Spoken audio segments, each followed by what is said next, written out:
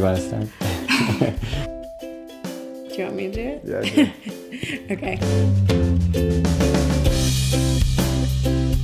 Michael and I met at a summer series 5K race on the Charles River.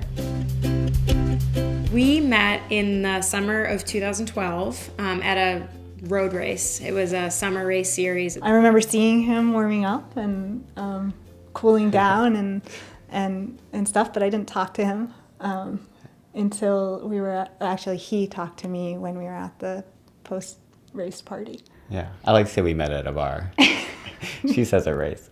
I finished the race, and he actually hadn't run the race. He was just there for the party because it's his favorite race series, and he had been injured. But we were at a post-race party, and so I walked in a little late and saw her sitting at a table and sat down next to her, and we started talking. I, after the race, changed into a Bowdoin lacrosse singlet, actually, and he came up to me and was like, "Hey, that's my safety school. Bowdoin sucks." And I was like, "What? That is the worst pickup line I've ever heard."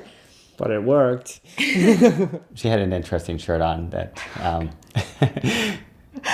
that was a Boston Marathon shirt, and that started the conversation. So I was sitting there texting my friend being like, "Oh my gosh, I've got this like random guy talking to me." I am pretty bad at picking up on certain things, and by the end of the night I texted her and I was like, "I think I have a date with this guy." Our first date was we met for a run and went for a run together, and it was kind of funny. The first time we actually went out for a dinner was probably like the third or fourth time that we had hung out, because we ran together a bunch of times before we ever went out on like a real date. He kind of convinced me that I could be better than what I was running. You also told me to shoot for 3:09, and even though my goal was a 3:10. There was one big turning point, I think, with her running.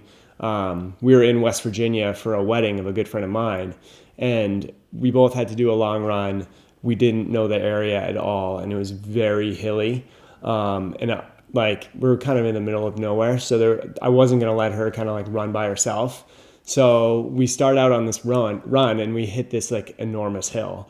And like halfway up the hill, Amanda just stops, and she's like, "I'm not like you. I can't do this." And I was like, "Well, you're not running by yourself, so come on, let's go." And we did it. We did I think it was like a 20-mile run together. Our whole relationship has kind of been around our love of running, and I've found more of a love of running because of him.